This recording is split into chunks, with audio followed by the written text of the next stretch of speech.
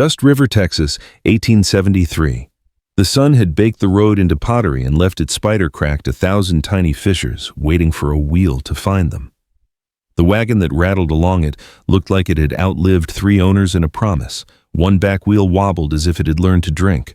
A rope held the tailgate shut. The bench creaked with every breath. Caleb Hanley drove with the loose hands of a man who trusted whiskey more than reins. A bottle thunked against his boot with each rut amber washing against glass like a dull sunset. Beside him, Loretta kept her chin high and her eyes on the line where the red earth met the pale sky, as if staring hard enough could make the horizon become a door. "You and these brats are nothing but dead weight," Caleb said, voice cracked and hot. He didn't look at her when he said it. He said it to the wind, to the mule, to whatever mean God measured out a man's luck with a stingy spoon. "You drag me straight into the mud every damn day." Loretta drew her shawl tighter. It was once a nice thing blue with tiny flowers, but the years had worked on it like moths and hunger. "I'd rather die," she answered, "than feed mouths that open only to whine and never to work." They passed their own house without slowing the house that had been sold in pieces, not all at once, but little by little, like a body's heat leaving after death. First went the good chairs, then the gun that had been Caleb's father's, then the mirror that had hung by the door, the one Loretta used to set pins in her hair. Gone, gone, and gone. Today the shutters hung crooked, one hinge begging the other to hold on. The windows had lost half their panes, and a stray chicken strutted the porch with a lord's swagger. A plank on the steps had split down the middle like it had taken a stand and paid for it. Behind the wagon, 4 children moved in the dust like small birds blown out of a nest. The youngest, a girl with hair the color of wheat before a storm, stumbled and caught herself on the hem of her dress. The twins' boys, narrow as fence pickets, kept their eyes on the road and their hands balled tight. The oldest, Eva, walked with her shoulders squared as if holding up a roof only she could see. 19 had come and gone and left its fingerprints on her. Hunger had chiseled her cheeks, but nothing had taken her gaze. It was steady and unblinking, like a person who had counted to the end of a thing and accepted the number. She didn't speak unless she had to. She'd learned there were words that fed a fire and words that fed a man's temper, and too often they were the same. The wagon reached the end of the road where the mesquite thinned, where a red wash cut through the land toward the river. Caleb pulled the mule up, the animal grateful for any excuse to stop. He set the brake with a jerk. The bottle rolled into the crook of his boot. Loretta was the first to climb down. She didn't look behind her when her shoe sank in dust up to the ankle. She shook her foot delicately like the dirt had been rude. Caleb followed, landing heavy. He stretched his back until it popped, then spit into the shade of the wheel. Eva came up with the children forming a wall with her body without making a show of it. The little one, Lily, pressed her cheek to Eva's skirt. "Mama?" she asked, voice a thin whistle of air. Loretta didn't answer at first. She walked to the porch, surveyed the broken door like a stranger appraising a thing for salvage. "Go inside," she said finally to the air, to no one in particular. "Find what's left." Eva didn't move. "What's left was sold," she said, not loud, not soft, just true. "You sold it." Caleb's hand twitched. "Mind your tongue, girl." Eva's eyes flicked to him, then to the bottle. She had the sort of composure that isn't taught. It's earned in places where talking back hurts and staying silent hurts more. "We were told we'd go with you to Aunt May's," she said, steady. "I packed the twins' shirts like you told me." Caleb laughed to sound like gravel in a tin pail. "Aunt May's dead," he said. "Died 3 winters ago. Would have known that if you didn't spend all your time mooning over the stars." Loretta's mouth thinned. "We can't take you," she said, and there was something like shame in it, but shame that wouldn't pay for food or a ticket. "There's no room. There's no money for mouths that don't bring in anything. Your father has opportunities in town." "Cards," Eva said. "You mean cards?" Caleb took a long pull on the bottle and wiped his mouth with the back of his hand. "I mean, a man makes his way the way he can." "By leaving your children by the road?" Eva asked. His open hand flew before the last word finished. The slap rang sharp, a small thunder. Eva's head snapped to the side. A bright, clean heat bloomed in her cheek. She didn't step back. She didn't give him the satisfaction of sway. The twins flinched, but didn't cry. They'd learned that crying was a tax paid to the wrong collector. Lily let go of Eva's skirt and stood with her tiny fists clenched, jaw tight like a puppy trying on a growl. Loretta's gaze went to the sky. For a heartbeat, it looked like she might step forward, might put her body between man and girl. She didn't. She said, cold as creek water in December, "Don't provoke him." Eva took Lily's hand. "We're not going with you," she said. She kept her voice level, a bridge over a flood. Loretta breathed out through her nose. "We are going to town," she said. "You are not." The twins spoke together as they did when fear made them one creature. "Mama, don't," Loretta said. The single word had edges. Caleb climbed back onto the wagon with the sluggish care of a man who knows falling will hurt and drinks anyway. "We'll have the deed papers sent to the judge," he said, as if there was a judge left whose desk wasn't a bar. "Somebody'll take you in. There's church folk. There's always a widow who wants help with sweeping." Eva looked at the house. It leaned like a tired man. The porch sagged. The door moved a little on its hinge, stirred by wind or by ghosts. Inside would be a bed without a mattress and a table with one leg shorter than the others. She thought of the winter 2 years ago when the water in the bucket froze inside the kitchen and she broke it with a spoon so the twins could drink ice. She thought of the day she'd asked her mother, too bold, too raw, why she'd brought them into a world that felt like a closed fist. She thought of the belt, the wall, the taste of iron. She thought of the night she held Lily so tight. The child squirmed and laughed because she didn't know that laughter and fear lived in the same house. She turned back to Caleb. "If you go," she said, "go clean. Don't come back with your hands out when the cards turn mean."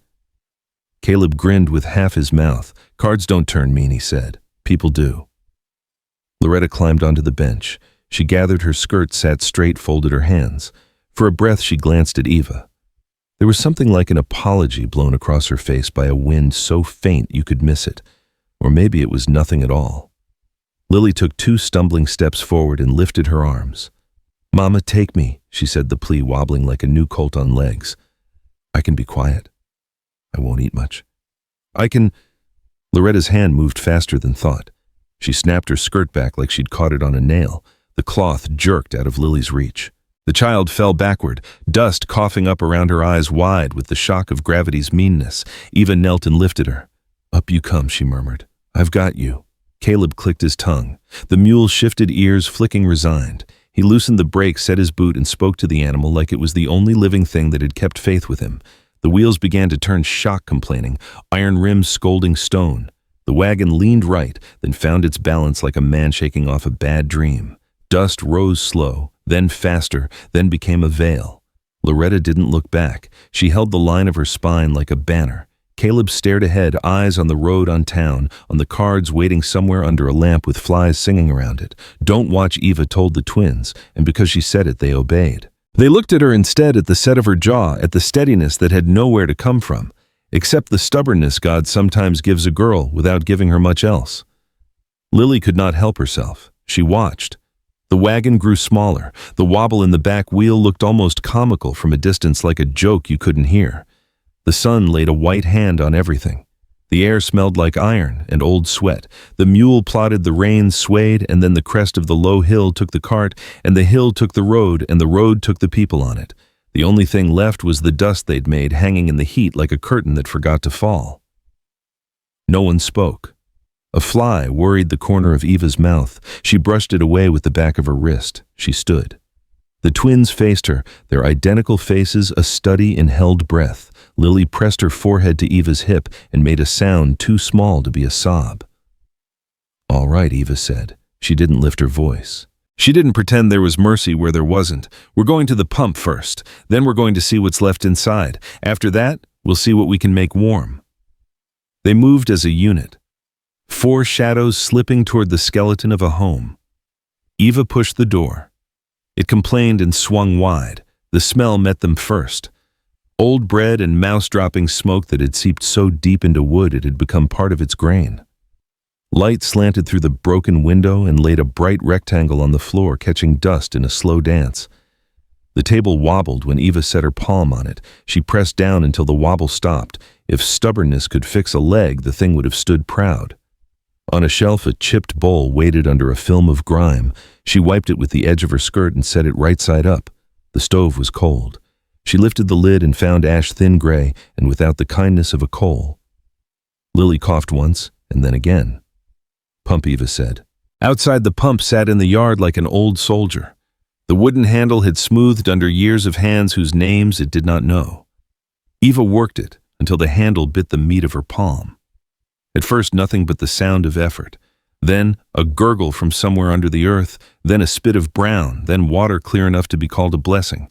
She let it run long until the rust taste scoured out, then lifted the bowl under the mouth and filled it. Lily drank first, careful and solemn as if she were taking communion. Each twin drank, then Eva. The water was warm, but it traveled through her like a cool hand laid on a fevered brow. They searched the lean-to, a rusted kettle, a heel of salt pork hard as a story you don't tell. 2 onions, their papery skins rattling like bad news. Eva's mind ticked. Her hands kept moving. She gathered sticks the way she'd learned, as if the sticks might object to being burned. She found the dry heartwood under a fallen limb, split it with a hatchet that had lost its temper but not its edge. She built a small fire twigs first, then a nest of shaved curls, then the careful addition of bigger. She cupped her hands and breathed on it like a mother waking a child for chores. Flame took at last, not greedy, just sure. The twins watched with their mouths shut but their eyes big. Lily pressed close until the heat touched her cheeks, then grinned like she'd remembered a punchline. When the pork had surrendered just enough fat to shine, Eva shaved onion thin and dropped it into the pot to brown. The smell rose and found its way into the dark corners of the room, chased out a silence or two. She added water, a handful of salt that was more hope than measure. It wouldn't be much. It would be something. "Can we wait?" one twin asked. "For them, maybe they come back." Eva looked at him. He bore the same cowlick as his brother. Grief had swirled their hair in matching whorls. "They went where they're going," she said. "We'll go where we need to." "Where's that?" Lily asked. "Tomorrow," Eva said. "Tomorrow is where we're headed." They ate while the sun slid down and the light in the doorway went from gold to copper to the purple that feels like bruised fruit. Each child took a portion so modest it could have been mistaken for manners. Eva waited until they were done, then scraped the sides of the pot and put the scrape on her own bread. Hunger sat with them like a 5th sibling, but if you ignored it, sometimes it minded its place. After she cleaned the pot with a twist of grass and a splash of water, set it upside down on the stove, hands moving until there was nothing left to do. She found a blanket in a trunk that had somehow been too heavy to pawn. It smelled like last winter. She shook it hard, took it outside, shook it again for good measure. She spread it on the floor near the stove, set the twins on one side and Lily in the middle. She lowered herself last and Anchor laid down for the night. Sleep did not come so much as it was taken in little nips between thoughts. The house breathed around them in old wood sighs. Somewhere a coyote tested his throat against the moon, and far off a train called out to the darkness like a lonely man. Lily's fingers found Eva's and held. "What's our name?" Lily asked, words slurred with the kind of tired that only children wear like a blanket. Eva stared up at the ceiling where rain had once traced paths she used to follow with her eyes during storms. She felt the place on her face where Caleb's hand had landed a hot echo under cool skin. She thought of the name that had been said like a curse, the way Loretta had spit it when the cards went wrong, the way neighbors had let it sit in their mouths like a sour seed. She tasted it now, and found nothing she wanted. She drew in a breath and let it out. "Right now," she said, "our name is the 4 of us." Lily squeezed once, trusting that answer more than any other. The twins shifted a little closer. Eva turned on her side and watched the stove's thin red eye sink to black. Outside wind moved through the mesquite with a sound like a dress being gathered up. She counted her breaths until the numbers ran out. Somewhere before dawn, with her cheek on the floor and her hand in a small hand, she fell asleep. Morning came with the blunt hand it always used. The world didn't notice what had happened the day before. The sky opened clear and wide. A hawk drew a careful circle over the wash. The pump stood where it stood. Eva rose in the cold and lit what she could light. She split kindling until her palms stung. She cleaned the ash out of the stove and made a new small fire the same way with the same patience, because patience is what you have when you have nothing else to spend. She stepped outside and looked down the road where the wagon had gone. There were tracks still faint where the sun had licked them. She stood until the sun pushed a little heat into her shoulders. Then she turned back to the house, to the children, washing sleep from their eyes, to the day that would ask for more than it would give. The wagon had vanished. Their fate had not. Eva bent, gathered Lily's hair into a rough braid, and tied it with a strip torn from her own hem. "Breakfast," she said. "Then we see what work wants doing." She didn't say it like a general. She said it like a promise, and in Dust River promises were the kind of currency a person could still mint by hand. Night folded itself over Dust River like a tarp over a broken wagon.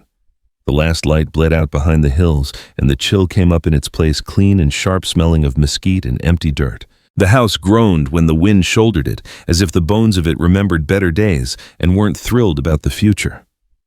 Eva coaxed the coals back to life with patient hands, the kind that knew how to handle a hot thing without flinching. She'd stacked tinder under the collapsed awning where the porch roof still threw a meager shadow. The awning dipped in the middle, sagging like a mouth that had given up on words. A slit in the rotten shingles let a strip of sky look down. Stars crowded that gap, hard white, watching. The twins slept crosswise on the blanket boots, still on the way boys do when they're afraid sleep might steal their footing. Lily curled in the hollow of Eva's body, a cat of a child breathing damp against the fabric of Eva's dress. Eva shifted only when she had to, when her hip went numb and her lower back sent up a complaint from too many days of lifting and too many nights of the same hard floor. She didn't mind the ache. Pain meant the blood was still doing its rounds, still keeping the lights on. She fed the fire a little at a time, stingy with the splinters she'd collected. Every stick had been argued for earlier. This one is too green, that one too fat, the next one hidden under damp leaves, until at last she'd built a small hill at the porch's far corner. Fire rewarded stubborn people. That was something she'd learned. It liked patience and low voices. It liked a woman who didn't walk away. The heat lifted off in a low wave, pushed against her shins, painted her face with a faint copper glow. The smell of onion and pork had faded, but she could still taste it if she licked her teeth. She kept her eyes on the flame until it offered that soft hum a person can rest their mind against. Her cheek throbbed where Caleb's hand had landed a bright coin under the skin. Whenever the wind cut across the yard, the sting woke like a memory. She dropped her gaze, watched a spark rise and die, then another, then one that shot higher than the rest, like it tried to reach that stripe of ski. She caught herself counting them, a small habit she'd had since she was little. 1 spark for luck, 2 for mercy, 3 for the truth. She let the superstition have her for a moment. It had never asked much, only company. On the porch beside the fire lay a bundle of things she'd hoarded, as if the future could be packed: the dull hatchet, a coil of twine, a chipped mug, the last of the salt in a twist of cloth, a clay pipe that had belonged to a better man than Caleb and no longer smelled of anything but dust, and a wooden box. The box had a broken corner and a lid that only stayed put if you set a rock on it. Inside it were all the small, heavy pieces of her life, the only things a girl could claim. When a father sold the rest, a baby ribbon faded and pale, a stub of pencil, a scrap of Bible page with blessed or the meek torn clean through the middle, a button from a dress she'd outgrown, and the oval of a mirror, cracked, the silver behind it, spotted with foxing so it looked like someone had sneezed stars onto it. She pulled the mirror free and angled it toward the fire. The glass threw back a face made of planes and shadows, older than 19 and younger than the kind of age that lives in cemeteries. The bruise on her cheek looked like a thumbprint God had pressed there to see if she'd hold. Her last name rode that face. It sat on her brow, her mouth, her jaw, like a film she hadn't asked for. Hanley. She heard the way folks said it when they were being polite, Hanley, with a smile that didn't reach their eyes. She heard how Caleb hollered it when the cards turned on him, Hanley, like a cough, something to spit out. She heard Loretta's hiss low when she was irritated, high and stinging when she was drunk on her own disappointment. You Hanleys, always taking, always needing. That name had been holy once, she knew, in a time before her time, carried by people who worked land without complaining and carried neighbors through winters without counting. But the world had turned since then, and the name had turned with it, and what it stood for now was something sour that clung to clothes. Stop, she told herself softly, as if tapping a fretful animal. Thinking in circles was a luxury for people with full bellies. She set the mirror down on the boards and reached for the pencil stub.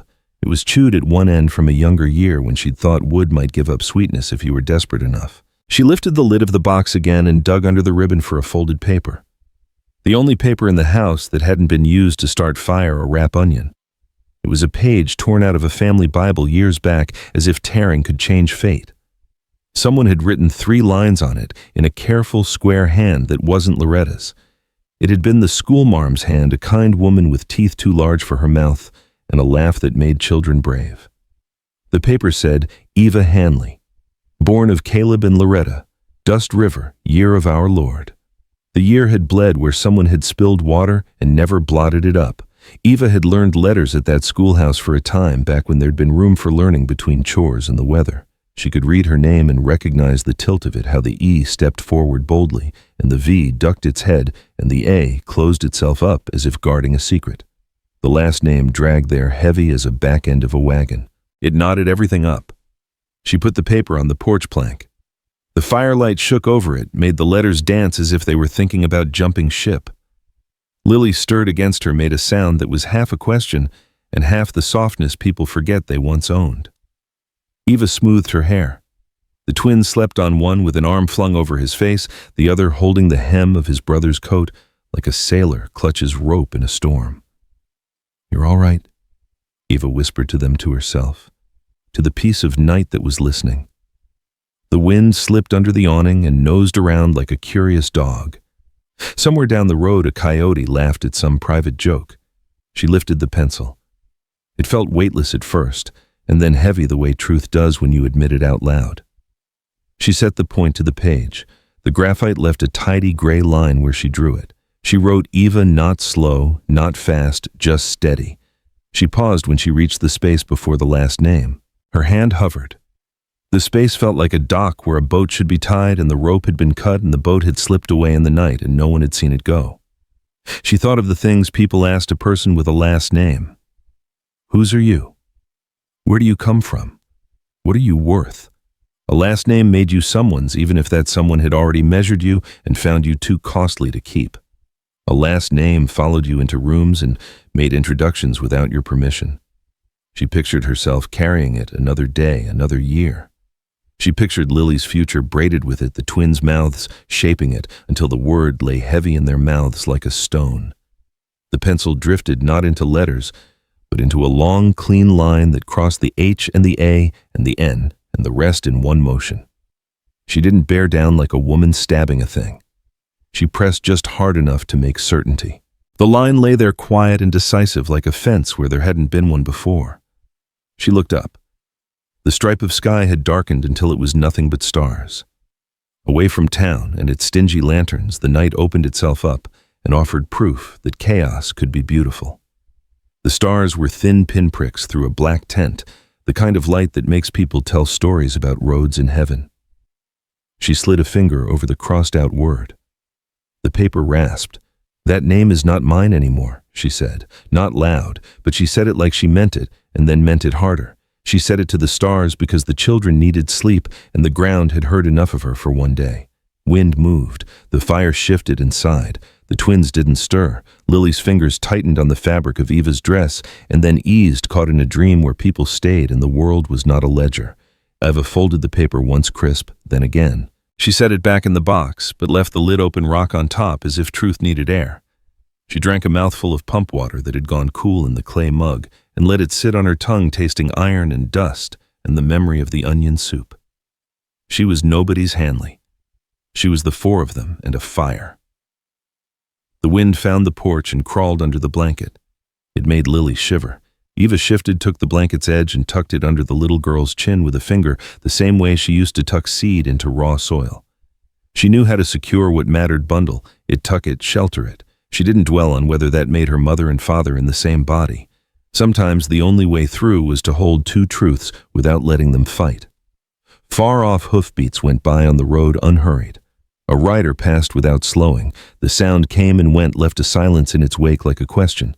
Eva kept the fire fed and didn't call out. She'd learned the West had eyes and ears and a long memory. You didn't flag down the night unless you wanted it to introduce you to something you couldn't send away. The house settled once more, the wood talking to itself. She stroked the raw line of pencil on the paper in her mind while her body stayed still. She remembered the schoolmarm whose hand had written that tidy name. That woman had believed names were anchors. Eva considered that maybe they were, but not always for good. Sometimes a thing held you steady, and sometimes it held you in place when the river had turned to poison. There was a bravery in letting go that no one taught girls, because teaching them that meant admitting they could choose. She rested her head back against the porch post. Her braid scratched the weathered wood. She counted the boards above her, traced the rain stains that ran like rivers toward the awning's torn lip. She closed her eyes and tried on the quiet that came when a piece of the past dropped away and didn't echo when it hit. Sleep took her in a shallow dip, then threw her back. She rose on one elbow and listened. The coyotes had moved on. The rider was long gone. The twins breathed in tandem. A nightbird asked the same sad question it always asked and got no answer, because nightbirds never do. When her mind settled again, it reached for work. She listed what tomorrow asked for, fixed the hinge that stuck on the back door with a sliver of fat and a nail driven straight. Check the garden patch for anything courageous enough to have survived, maybe a volunteer squash. Maybe a stubborn onion. Walk the wash and see if any driftwood could be pulled loose from the sandbank for a winter that would not be kind. Watch the twins when they tried to help and praise their tries, even when the help cost more than it bought. Find a way to tell Lily stories that didn't lie and also didn't take more from her than they gave. She thought of the name again and felt a blank space open up like a field after harvest, quiet and honest and ready. There were places where a seed could only take if the old roots were ripped out clean. She didn't pretend to know what she'd plant there. She only knew she'd cleared it. She'd done that with a line of graphite and a whispered sentence and the posture of a girl who had run out of patience for being called by a thing that didn't belong to her. The fire settled into a steady burn. It wasn't a showy flame, and she didn't need it to be. She did what she always did, protected the edges, guarded the small. She lifted the hem of her dress and held it just close enough to warm her knees. The skin there tingled and then went tender and then forgot the day for a moment. Her hand found Lily's hair again. She smoothed it back, counted the braids she'd have to make when morning came, pictured the bow from the box tied at the end of one plait. She liked the idea that a girl who had dropped a last name could wear a ribbon and still feel like herself. People always made rules about those things, what a girl could do if she was tough, what she couldn't want if she had a spine. Eva had had rules pressed to her like hot irons her whole life. Tonight she set one of her own. The four of them would be exactly what they were, nothing more and nothing less, and no one would be allowed to rename them. Somewhere around the hour when even the crickets take a breath, she got up on careful feet and crossed the yard. She stood in the middle of the red dirt where the wagon tracks had not quite blown away. The moon made a mean light thin and enough to see by. She looked up through the hole in the clouds that had opened a blessing she hadn't asked for. "Not mine anymore," she told the sky again for good measure. The words didn't bite this time. They laid down and went quiet like a dog that's decided to stay. She felt something inside her lift its head and look around, not sure yet, but awake. When she went back under the awning, Lily had rolled into the warm shape she'd left. Eva eased down and slid an arm around her. The twins shifted and settled. The fire popped once and then leaned into its work. The night kept moving as nights will. It didn't clap for her or crown her. It didn't send down a comet or a miracle. But it did what a decent night can do, it held. It didn't collapse. It let a girl lay down one thing and rise the next day with room in her hands. She closed her eyes and let the picture come that always came in the seconds before sleep, the one that got her through her, and the children walking on a road that had more shade than sun. A door ahead that swung inward instead of shutting. A table with enough bread. A name spoken like something true and clean. She didn't know yet what that name would be, but she had set the old one down. She wasn't carrying a dead thing anymore. And the difference between dragging a carcass and walking empty-handed is bigger than it looks in the dark. The wind traced the edge of the blanket once more. The stars burned like the heads of 1,000 tiny nails driven into black wood. Under the collapsed awning of a worn-out house with a fire she had made and a paper she had crossed, Eva let herself drift into a sleep that belonged to her and no one else. Dawn came pale and brittle, the kind of light that makes a person check their pockets for hope and find only lint. Frost silvered the dead grass along the wash. It would be gone by noon, but meant business now. Eva rose from under the slumped awning joints, creaking like something older than 19, and eased Lily's head back onto the folded blanket. The twins were two narrow mounds under the quilt, breathing the same rhythm as if fear had taught them to share air. Eva fed the stubborn fire-rubbed warmth into her own hands and stepped into the yard to see what the morning had spared. The house still leaned. The pump still sulked.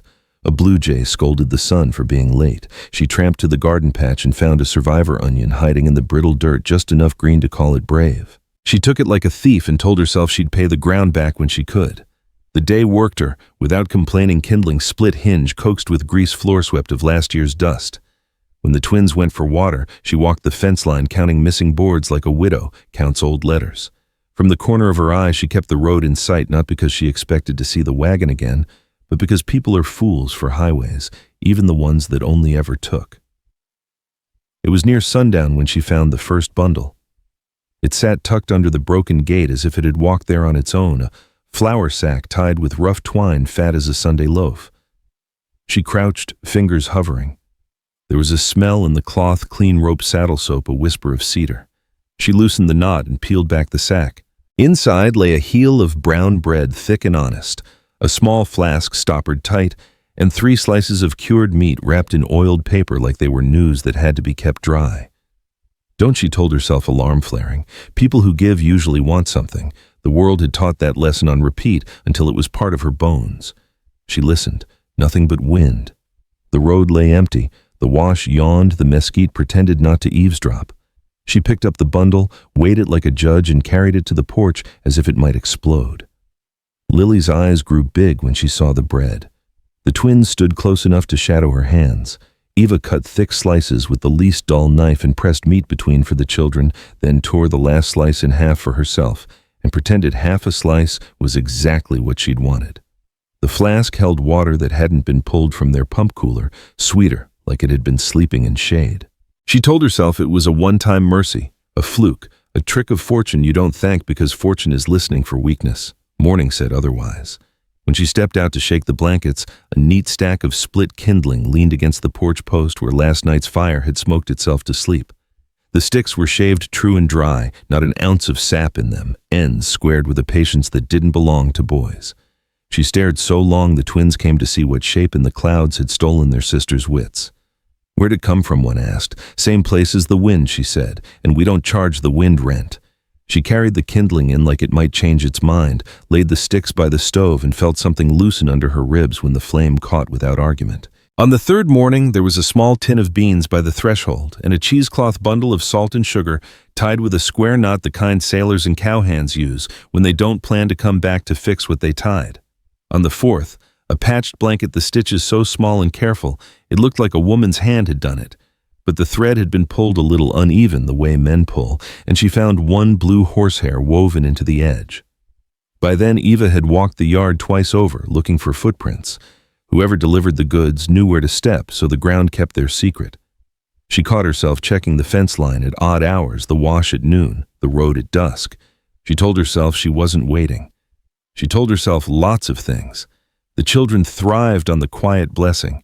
The twins' eyes lost that dull, coin-flat look. Color crept back into Lily's cheeks until she seemed to glow when the fire hit her face. They laughed at foolish things again, the way the kettle rattled when it boiled, the way the chicken bragged about one egg for a whole afternoon. Eva laughed too, but on the inside, where nobody could hear and ruin it.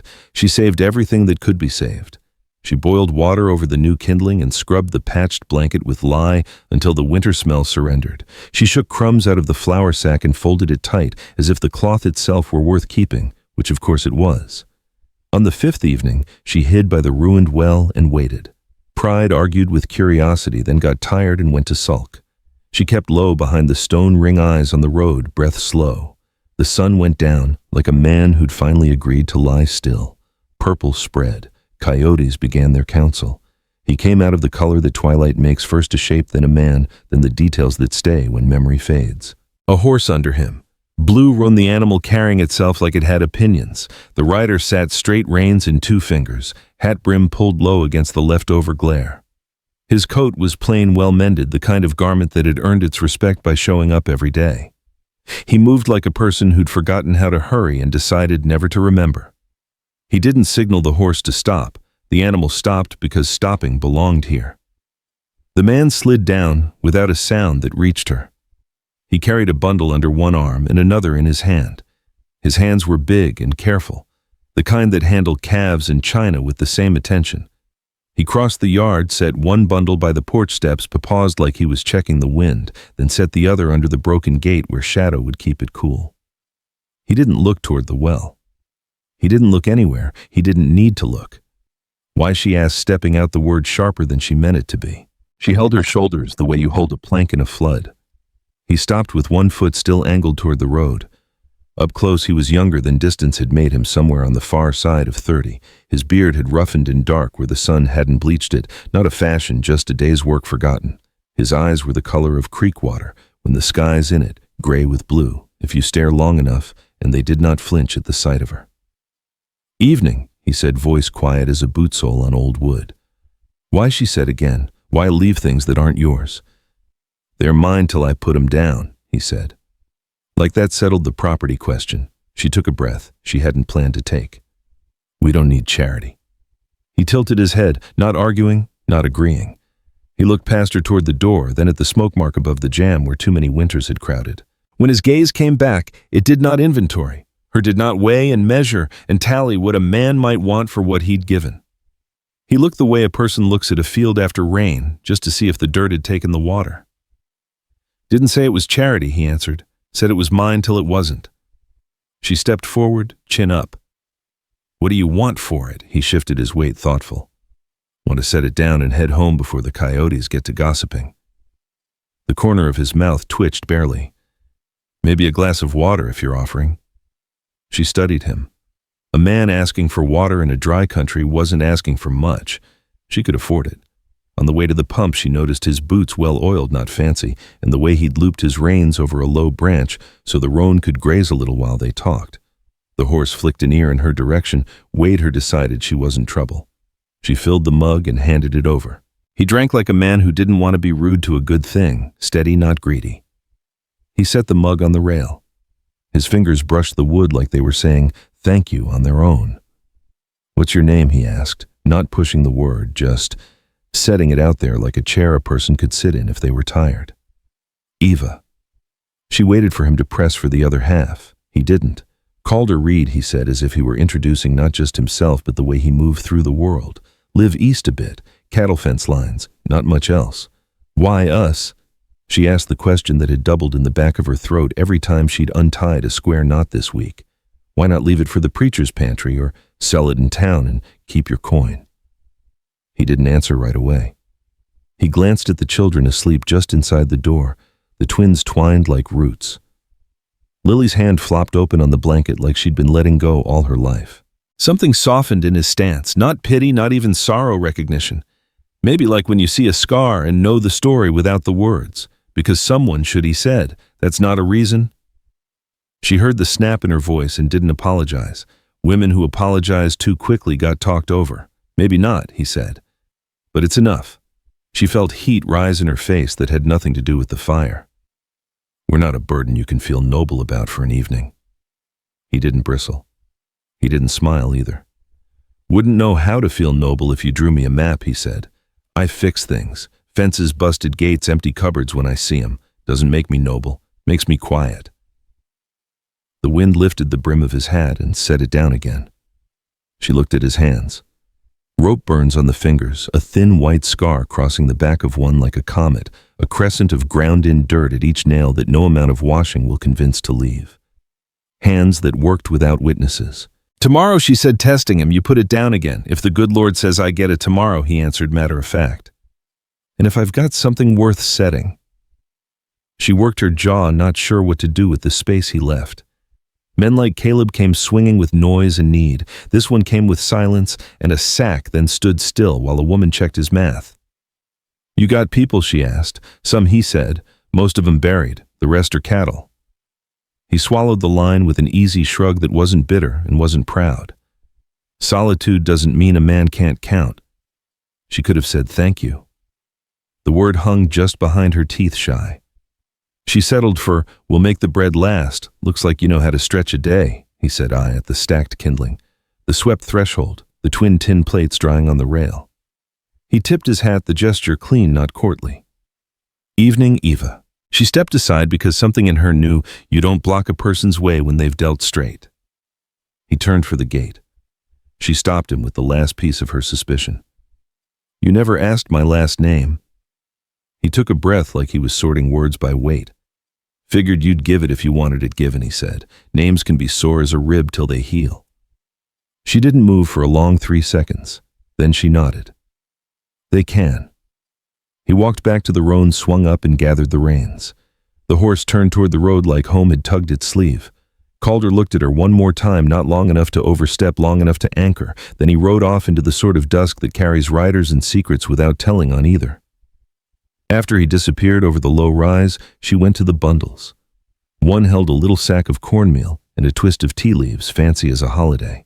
The other carried a small wedge of soap that smelled like lye and pine, and a tin button wrapped in paper, as if someone had thought about the way a dress falls on a girl's shoulders and decided to help gravity be kind. "Who was it?" Lily asked the next morning, blueberry eyes wide with the strange excitement children have for angels and stray dogs. "A man with a good horse," Eva said. "Name's Calder. Is he ours?"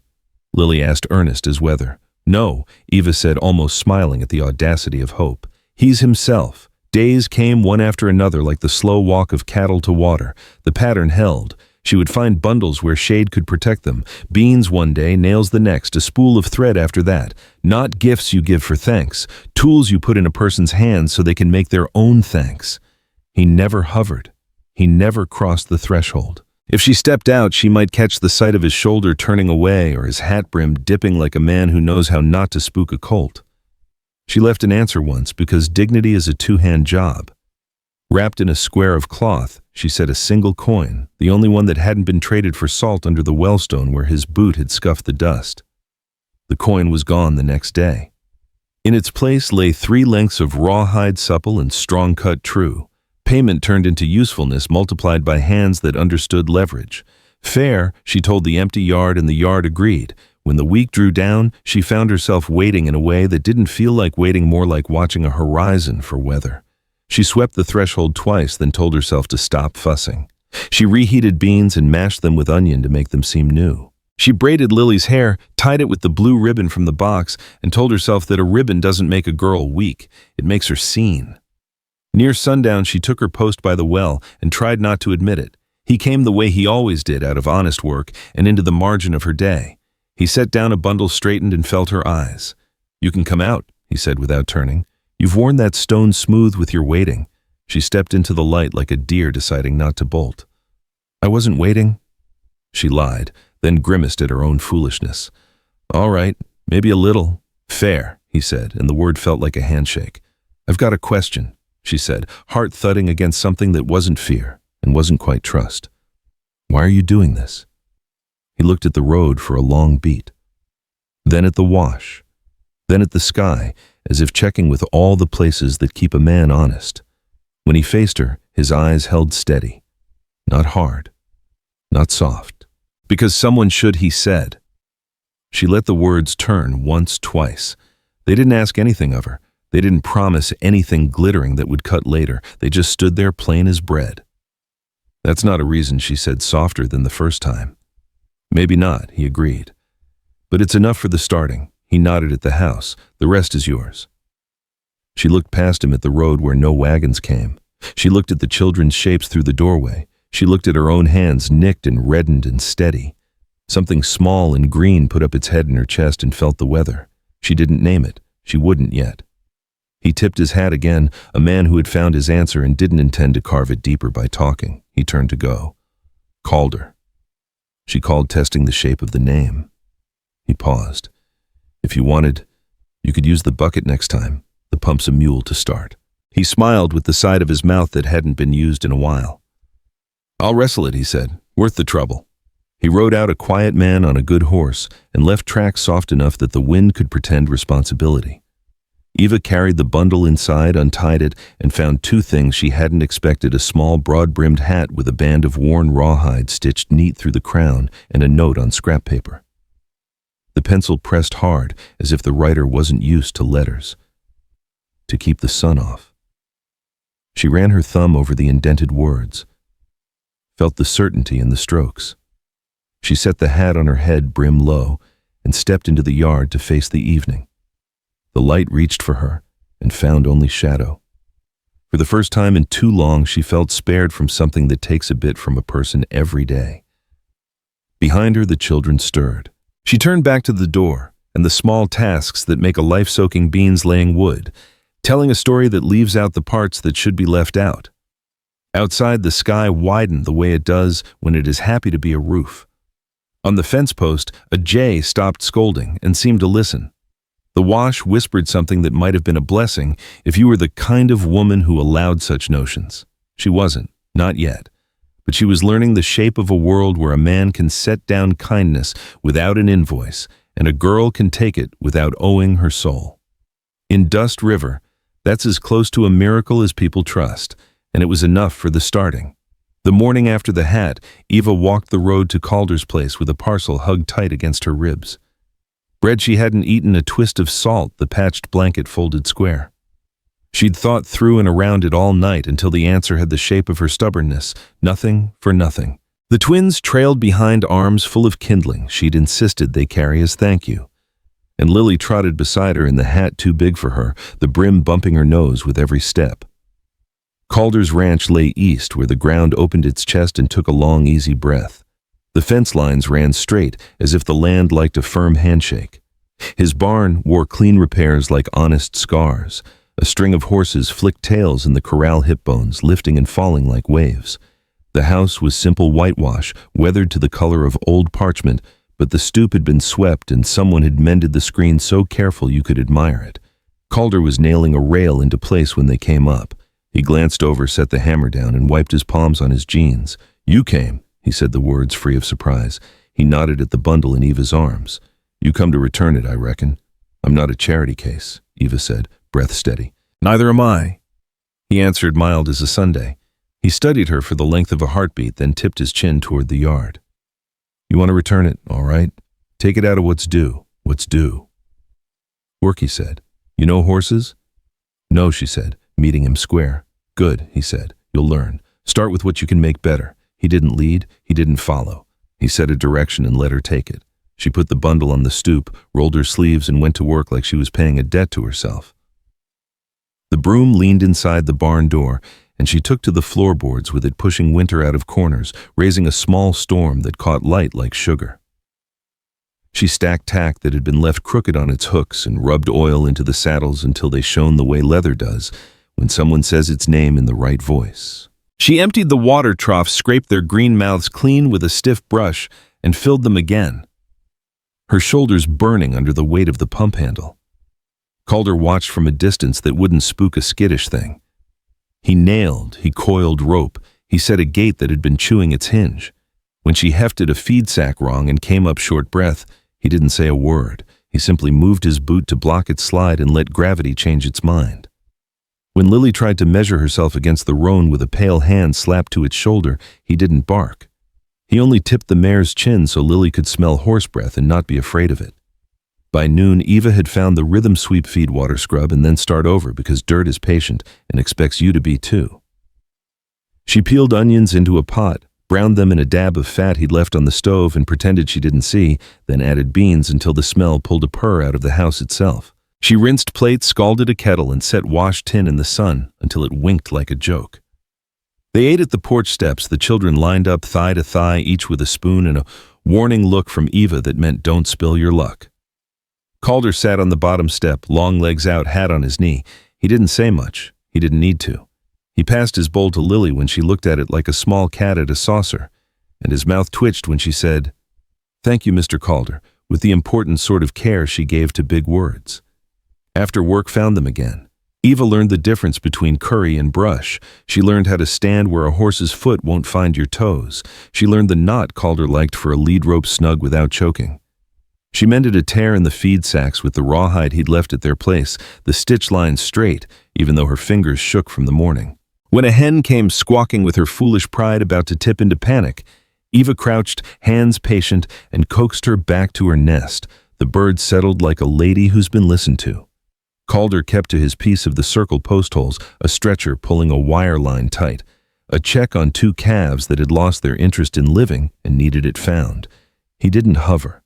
He didn't fix what she could fix, and when she broke a thing out of tiredness and haste, he said fair, then let her mend it. Respect can be a quiet thing, a chair set out and left empty until you sit in it yourself.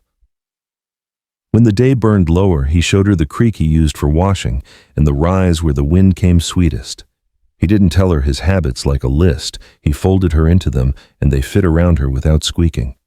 The twins followed their shadows. Lily followed Calder a shadow with braids. She collected horsehair from the curry comb like treasure and tucked it into the pocket of her dress for a doll she had not yet been given.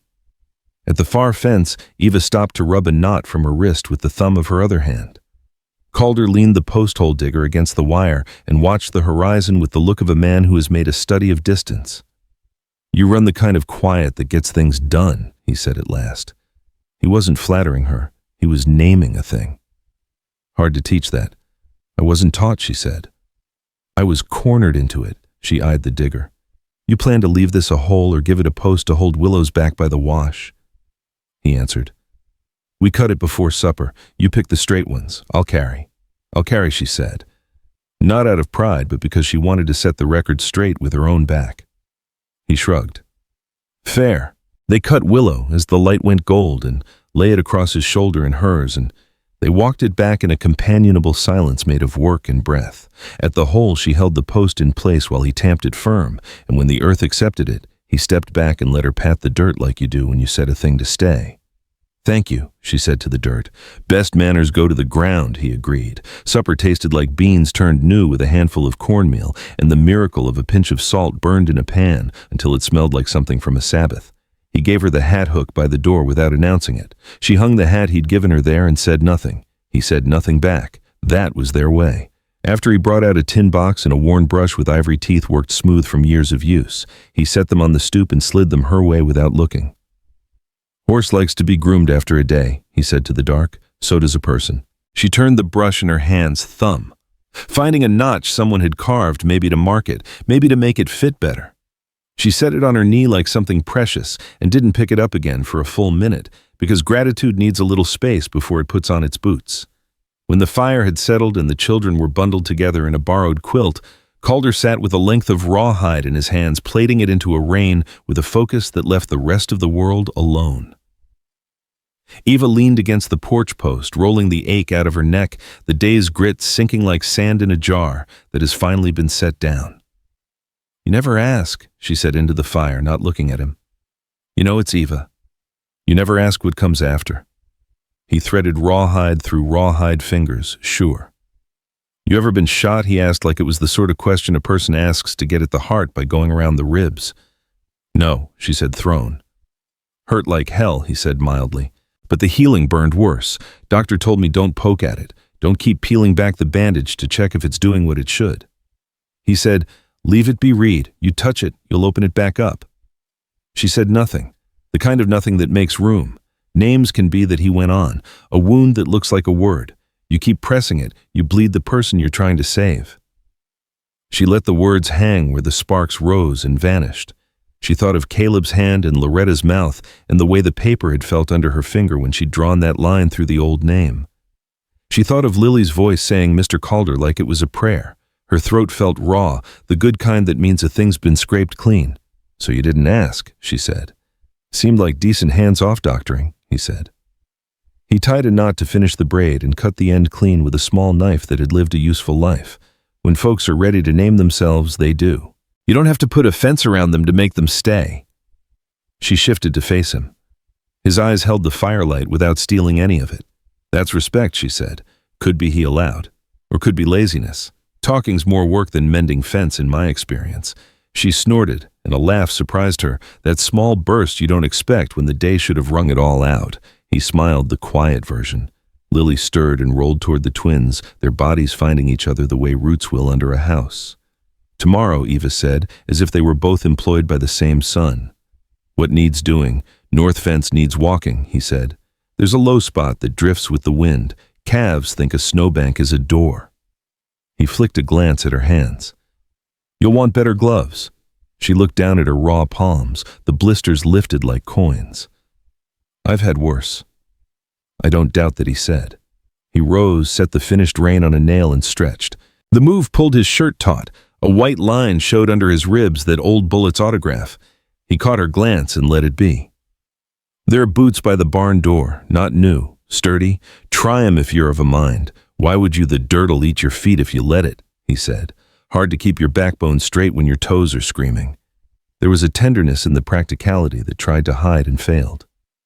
She looked away. Let him keep his camouflage. "I'll bring the children after the fence. They can pick rocks. Teach them to listen for rattlers if you've a mind. He nodded as if she'd said the obvious. I've a mind. Later, when the fire was mostly talk and little flame, she gathered the quilt corners over small shoulders and turned toward home with her herd. At the gate, she stopped and looked back. Calder had taken the top step, elbows on knees, hands hanging, the posture of a man who sits with his day after it's over and makes the kind of peace you can sleep on.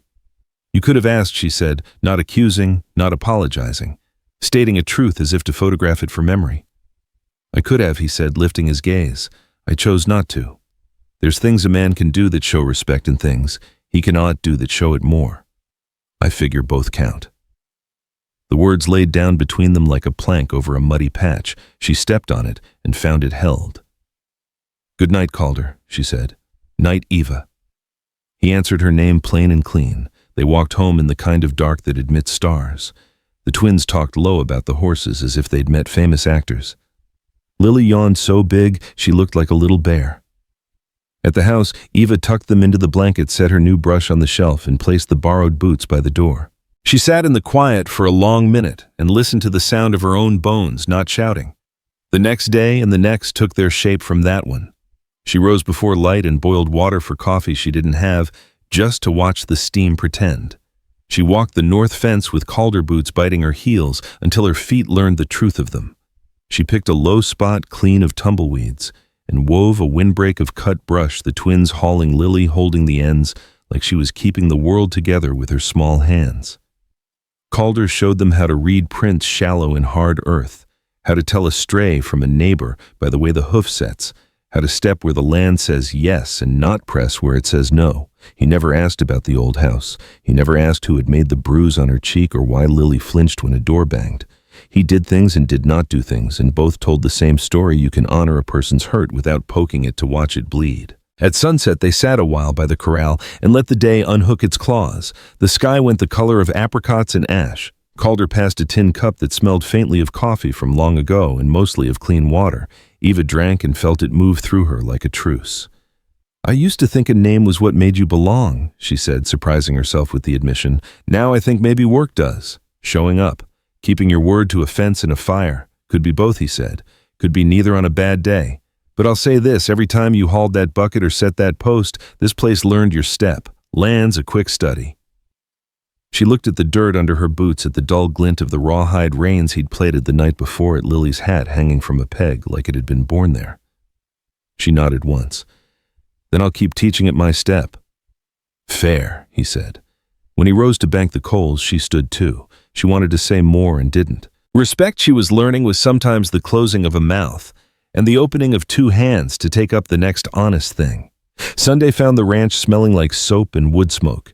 Eva had scrubbed the kitchen table until the grain came up warm and honey-colored, and Lily had chased dust from the corners with a rag, her braids flicking like little whips. The twins hauled water. Slopped, a little, complained a lot, and then did the job right when Eva's eyebrow lifted without a word. Calder had been up since before the cool burned off, riding the east fence and back a loop his horse could make without his hands. When he swung down in the yard, the brim of his hat left a clean shadow across his eyes, and he got that look a man gets when the day has started straight, satisfied but not making a fuss about it. The wagon showed just after noon, rolling quiet like a person arriving late to church. It bore a single man in a black coat who wore his hat tipped back as if in deference to the sun. The leather book under his arm told you what he was before he said it: preacher or a clerk for the Lord. A woman from town would later swear she'd seen him take tea without sugar, which marked him as serious. He took the reins in one hand and clicked his tongue. The mule obeyed in that resigned manner of animals who know they'll never be asked their opinion. After noon, the man called, stepping down. He had a friendly face, made friendlier by deep lines at the eyes, like laughter had been through, and decided to stay a while. Name's Reverend Calloway, Dust River Chapel. He touched his hat brim to Eva, then to Calder, then bent a bit toward the children like he knew they were shorter, but not lesser. I hear there are new little ones out by the Boone place. Eva's chin lifted a notch. The Boone place. People called it that because it had been Boone land long before Calder. It's like when the old man who'd built the first barn could still climb a ladder and wouldn't suffer a fool. Calder never corrected them. He never corrected much that didn't throw a calf or break a fence. "We don't hold with gossip," Reverend Eva said, polite as a dance step. "But if you're looking for children, you've found some." Good, good, he said, cheerful, despite the correction. "I came to see about getting them on the rolls for school and for the chapel. Names help a community remember who belongs to who and who to pray for on a Thursday night." He grinned at the twins. "And who to scold for throwing rocks at the bell when nobody's watching." The twins looked like boys who had definitely thrown rocks at a bell and were trying to learn how to look innocent before heaven took attendance. Calder leaned one shoulder against the fence post, the most relaxed posture a man with a careful heart can achieve. "Reverend," he said, "you'll take water dust here. Puts its mouth in a man's throat if he talks too long." Grateful Calloway said, and he was drinking like he believed in small mercies. He wiped his mouth with a clean handkerchief and set the book on the stoop, opening it to a page where names marched in columns, neat and obedient. He licked his pencil, a habit schoolmarms disapprove of, and made the proper humming noises men make when they're about to ask a question that matters to someone else more than it does to them. "All right," he said. "What are we calling you, little soldiers?" He pointed the pencil at the twins. "You two first, given names." They answered, one and then the other voices tripping over each other like colts in a narrow gate. Lily stood straighter when the pencil turned her way. "And you, miss?" the Reverend asked, eyes kind as fresh bread. "Lily," she said, proud without showing off. "Lily with 2 L's. "Excellent choice," he said, making the letters on the page. "Now then, family name." He glanced up, pencil poised. "So the Lord and the teacher can send notes to the right cabin when mischief strikes. And because folks deserve to be called proper in front of other folks." The word family hung in the warm air like a bright handkerchief on a line. Eva felt it snag somewhere behind her ribs. She had never minded work that made her muscles burn, but there was a sort that burned behind the eyes, and she had no use for it. Still, the question had come soft and ordinary, riding in on the Reverend's good intentions like a burr under a blanket. Her mouth opened and closed. She felt the blank space where the old name had been and the clean ache of its absence. You could carve out rot from a beam and the house would stand better for it, but you couldn't pretend the hole wasn't there for a while. Before she found her breath, Lily stepped forward, small chin up in the way of children who have decided on a truth and expect the world to behave behind it. She planted a hand on her dress like a woman at a meeting. "We are boons," Lily said. Silence came and sat down with them, uninvited but not unwelcome. A fly changed its mind mid-flight and landed somewhere else. The twins stared at Lily like she'd lassoed the moon and tied it to the hitching post. Reverend Calloway blinked once, then twice, not offended, only recalibrating. He looked toward Calder before he looked at Eva, and she liked him better for it. Calder's eyes flicked to Lily, then away, then back, and something moved across his face like light under water. The man had a working face built for sun and wind. Feelings rarely made it to the surface. But there it was, startle and humility braided so tight you couldn't tell which strand was which. "Boone," the Reverend repeated softly, as if trying the syllable on his tongue to be sure it wouldn't hurt anyone. As in him," Lily said, and pointed with all the casual authority of a judge to the man by the fence.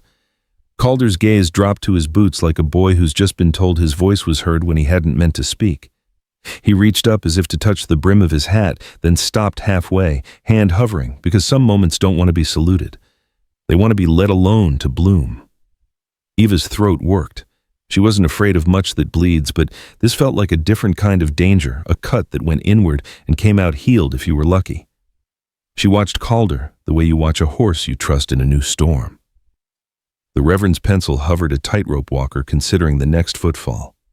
He shifted his look to Eva the way a careful man does when he knows who actually carries authority in a yard. "That sit right with you, miss?" he asked, gentle. "We can leave it blank if you like. Some things take a little time to grow a name." The twins looked at their sister. Lily kept her chin where it was breath steady and brave. Calder did not move except in the way a person moves when holding still takes all their skill. Eva felt the old word in her mouth, the one that had bruised her tongue for years, and she spit it out without using her lips. She thought of nights under the slumped awning and the pencil line she'd drawn through the past. She thought of the bundles that had arrived and the man who set them down and backed away like respect was a space he could measure and not a gift he could give. She thought of the way the land had learned her step and the way the hat hook by the door now held something that belonged to her. "Yes," she said. The word shook quiet and sure at once. Boone sits right. The Reverend smiled, slow, pleased, like a man whose bread rose true. He wrote it down, neat, respectful letters that didn't lean too hard on the page, Lily Boone. He wrote the twins, too. He paused at the end of the line, then turned the book toward her. There he said, "Names are like fences. Keep out what needs keeping out and keep in what's meant to belong." Calder cleared his throat, a small scrape in the quiet. "Reverend," he said, voice rougher than usual. "If you're set on registering, I reckon you put them down for school and for the Lord same as any other."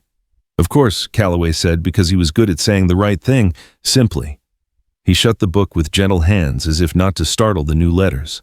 "Sunday mornings, and if they can't sit still through a sermon, well, I've seen grown men worse. We'll start with a hymn and call it even."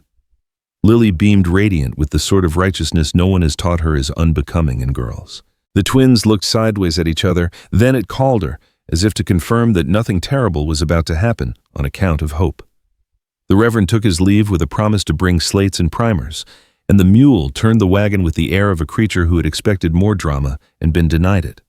The yard filled back up with the ordinary sounds of day flies, a hen announcing herself for no reason, the soft push of wind over grass. Calder didn't follow the wagon with his eyes. He picked up a coil of rope. Set it down. Picked it up again. Men with hands like his aren't used to having them empty when something big happens. Eva stood stunned in a different way. A thunder louder than noise, the body catching up to a truth spoken by a child who didn't know how to be careful with miracles. Calder said, then stopped. He looked at Lily. "That was a fine, brave thing you did, miss." Lily shrugged the shrug of the completely certain. "It was just true," she said. "She ran off to show the twins how to turn your name into a whistle if you said it fast and soft into your cupped hands." Calder put the rope down and walked toward the barn without announcing why. Eva followed because her feet knew when to be pulled and because sometimes the only way to honor a moment is to witness what it makes a person do. Inside the barn smelled like hay and old heat. Light fell through the gaps in the boards, striping everything like a tiger had passed through and left its shadow behind. Calder went to the stall beam that took the weight of the roof and ran his palm along it as if greeting an old friend.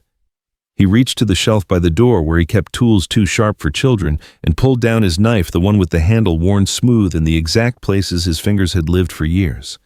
He didn't ask if he should. He didn't speak at all. He set the tip of the blade to the wood, and the first curl of pale shavings fell like breath. The sound of carving, scrape, whisper, scrape climbed into the rafters and sat there so even the sparrows stopped their gossip. Eva watched the letters appear blocky and sure, like they were coming up out of the beam rather than being put in. He then V, then A. He paused. Breath deepening. His hand didn't shake. He carved the next word with the care of a man who knew he wasn't simply cutting wood. He was laying track for a life to run on. B-O-O-N. He blew the dust away and leaned back. The name sat there as if it had always belonged, not fancy, not loud, carved deep enough to hold through 100 summers and winters, through laughter and the kind of crying that makes shoulders shake. Eva Boone, he said, not for permission, not for possession, but like a man reading the weather and getting it right. Her knees felt untrustworthy for a second, the way a horse's do when it first understands the ground again after a scare. She put her palm over the letters. The wood was warm where the sun reached it. The grooves fit the pads of her fingers like a glove, like a hand she hadn't known was waiting for hers. "You didn't have to," she said, which was true and small, and all she could manage with the size of the thing in front of her. "No," he said. "I didn't." He cleared his throat again, but I wanted to mark what the day had the nerve to say out loud. She turned her head so he wouldn't see the wet in her eyes, though she knew he would pretend not to even if it ran down her face. Respect shows up sometimes as a man looking away at the right moment. The twins burst in like a dam breaking, dragged by Lily, who was already singing a nonsense song with the word Boone threaded through it like bright string. She halved when she saw the letters, then doubled again, bouncing on her toes with an energy that could light a town if anyone ever found a way to store it. "That's us," she said, reverent and rowdy at once. She reached up and patted the beam as if it were a big good animal. The twins traced the letters too, their faces gone solemn because boys know when to stop and mean a thing, even if they act the fool most of the rest of the time. Calder slid the knife back onto the shelf and wiped his palm on his pants, not to remove the dust, but to have something to do. He looked at Eva like a man looks at a sunrise he didn't think he'd live to see and is trying to behave about. "We'll need a sign for the door," Lily announced businesslike, "so folks know when they come." She said folks like a queen issuing a decree and then softened it with a smile that had no chord in it. "Reckon we will." Calder said, his voice returned to its usual quiet. "We'll find a board that won't warp in rain and we'll carve it true. Can I help?" Lily asked. "You already did," Eva said, and Lily glowed like a lantern. They spent the rest of the afternoon in the barn, the air golden with dust and promise. Calder planed a plank down to smooth. The twins fetched nails and learned the difference between useful noise and the kind that gets a man sent outside. Lily brought a pot of paint left over from some long-ago fix and set it like an offering. They didn't make the sign then. Some things ought to cure in the heart a day or two before they're set in wood.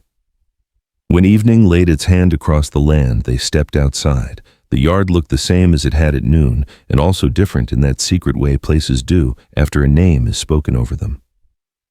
Eva stood under the eaves and watched the sky take on that bruised color it wears right before the first star braves it. Calder came to the doorway and leaned there, thumb worrying the edge of his pocket. "Feels like a fence got mended I didn't know was down," he said almost to himself. "Feels like someone put a roof back on without waking the house," she answered. They didn't reach for each other. They didn't need to. Lily climbed the step between them, one hand in each of theirs, tying the three of them in a line with her small, sure grip. Across the yard, the barn beam held its new name.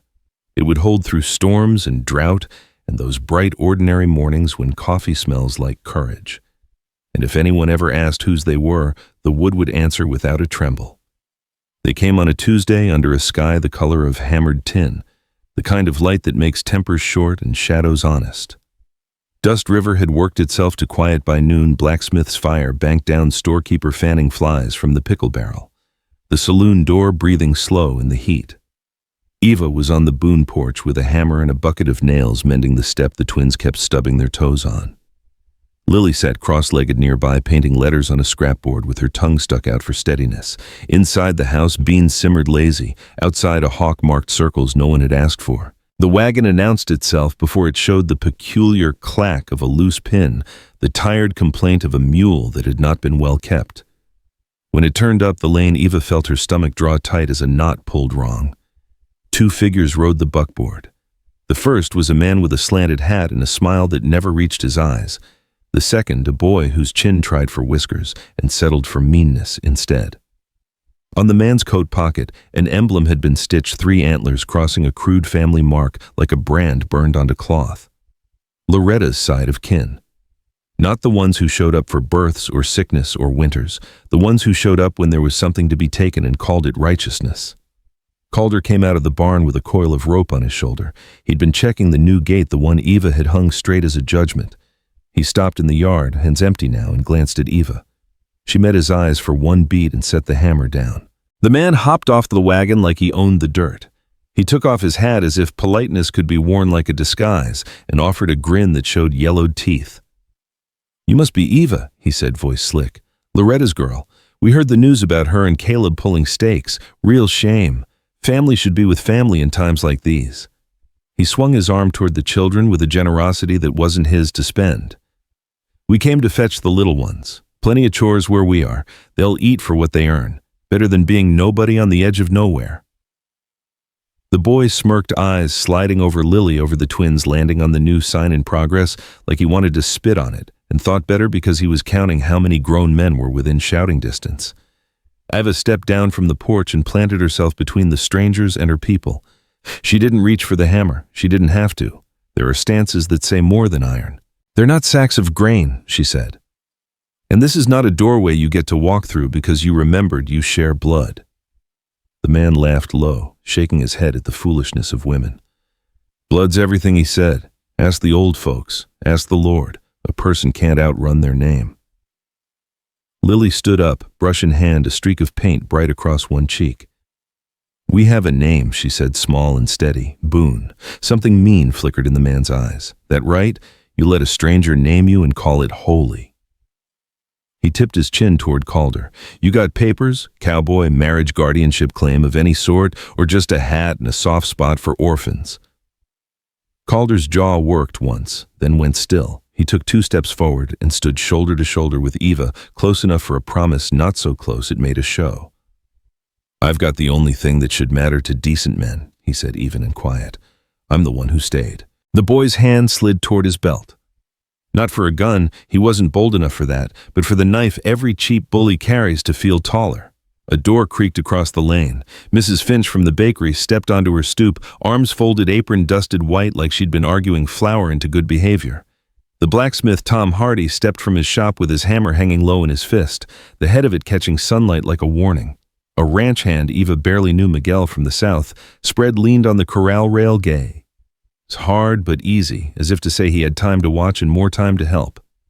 Dust River is the kind of town that minds its business right up until it doesn't. The man with the antlers on his pocket looked around and recalculated. We're not here to stir up neighbors, he said smoothly. We're here to collect what's ours. The law would say as much. Blood is law. The law also says abandonment is a sin, Mrs. Finch called from her stoop, not caring if the statute book agreed. I seen that girl, she pointed to Eva, carry 3 children through the spring flood without letting go. I seen this man? She tipped her chin at Calder. Bring firewood when freezes came. You want to talk law? Talk about the law of who shows up, Tom Hardy rumbled. If you're claiming labor, you'll be looking me in the eye when you say you take children for wages. See how that sits with your supper later. The man's smile lost a notch. Town's gotten soft, he said. He looked back at Eva. Girl, you don't know what you're choosing. We got food, a bed, we got orders for the boys. We got a woman who can keep that little one from going wild.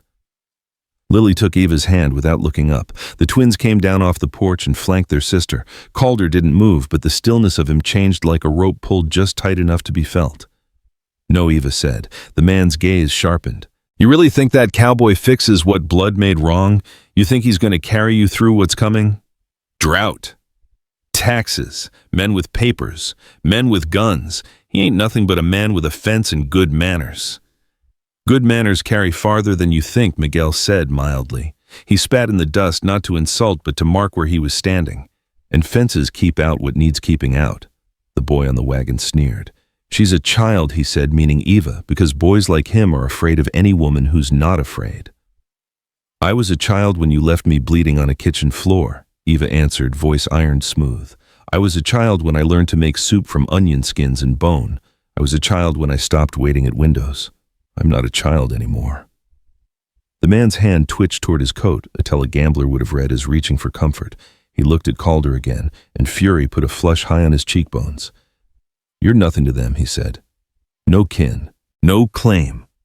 Calder's eyes didn't harden. They didn't need to. Kin is who stays when it rains, he said. Claim is who shows up with supper and stays to do dishes. The blacksmith snorted something like a laugh and shifted his hammer. The sound rolled down the lane like a small promise of thunder. Eva stepped forward, not much, just enough to plant the words where they belonged. She didn't look at Calder. She didn't need to. I choose him, she said loud enough to reach the houses whose curtains had become eyes. I choose the man who carried our future instead of cursing our past. The line hung there clean as a cut made by a sharp knife.